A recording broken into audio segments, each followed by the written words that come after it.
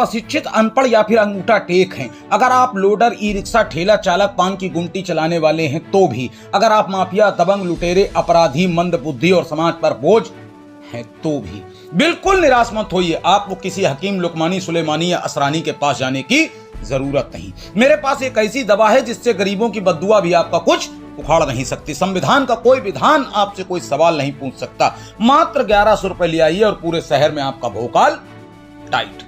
अगर वो भी ना हो तो 500-700 में मेरी दवा आपका काम चला देगी। मैं कोई चना चबेना या रेवड़ी नहीं बांटता। मेरी दवा का नशा ही ऐसा है कि 24 घंटे दिनों रात सर चढ़कर बोलता है। अरे क्या हम मुंशी, क्या अधिकारी, सबकी दिखती है लाचारी। मेरी आईडी लट्ठमधारी, पत्रकारिता सब पर भारी। जी हाँ, आ गई मार्केट में नई स्कीम। करमवीर हो या अग्निवीर या हो वो कलमवीर, कहां करनी पड़ती है मेहनत। आप जहां जाएंगे वहां आपको कुछ ना कुछ डिग्री, डिप्लोमा आवश्यकता पड़ेगी। लेकिन अगर आप पत्रकार बन गए तो चाहे आप मुजरिम हो, महिला छेड़छाड़ के, लूट के, क्या फर्क पड़ता है। समाज में सिर्फ आपकी जय जय होगी। नमस्कार, आदाब, सत श्री अकाल। मैं हूं राम अग्रवाल। पत्रकारिता के नाम पर चल रही इस बीमारी को समाज से आखिर कौन बचाएगा। पैसा लाइए, पत्रकार बन जाइए और आप पूरे शहर को हिलाते घूमिए। अगर आपको विश्वास नहीं होता तो एक ऐसे ही आवरणधारी, मक्कारी की बीमारी और समय समय पर इच्छाधारी शख्स से आज मैं आपको मिलवाता हूं। लॉकडाउन का वक्त था और ऐसे वक्त में स्वयं उग गए कुकुरमुत्तों की तरह कानपुर शहर में पत्रकार जैसे सड़ी लकड़ी पर बरसात में उगता है कुरमुत्ता।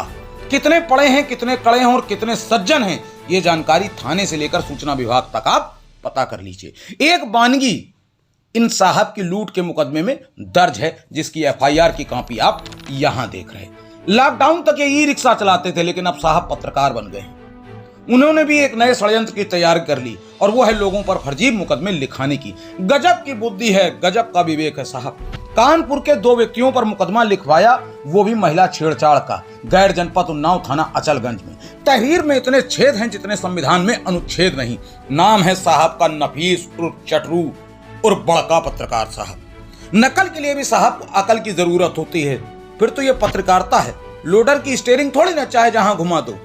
आपने एफआईआर तो करा दी, लेकिन सोचा नहीं कि महिला ने जिन पर आरोप लगाया उनकी लोकेशन तो कानपुर शहर की है, तो वो आखिर उन्नाव में कर क्या रहे। अरे महिला को उन बेचारों का नाम कैसे पता चल गया जो उनके साथ अभद्रता कर रहे थे, क्योंकि दूरी लगभग 60 किलोमीटर है। अरे गजब है यार चटरू साहब तुम। आप अभी तक नए नवेले पत्रकार बने हैं, वो भी उस व्यक्ति को आपने फंसा दिया जिसने लूट के नाम पर आपके खिलाफ एफआईआर कराई थी। यानी बुद्धि का प्रयोग तो आप कर ही नहीं पाए। बहरहाल नफीस साहब, आप पत्रकार महोदय हैं। ये कलम की लड़ाई है, ये तनवानी की चटर मटर नहीं जो आप चाय की चुस्की साथ लेकर के खा जाएं और दूसरों के ऊपर फर्जी मुकदमे दिखा दें। पोल खुल चुकी है। समाज और प्रशासन को देखना है कि हम ऐसे लोगों को सजा कैसे दिलाएं जो पत्रकारिता की आड़ में स्वयं का सिद्ध लाभ प्राप्त कर रहे और लोगों को बदनाम कर रहे।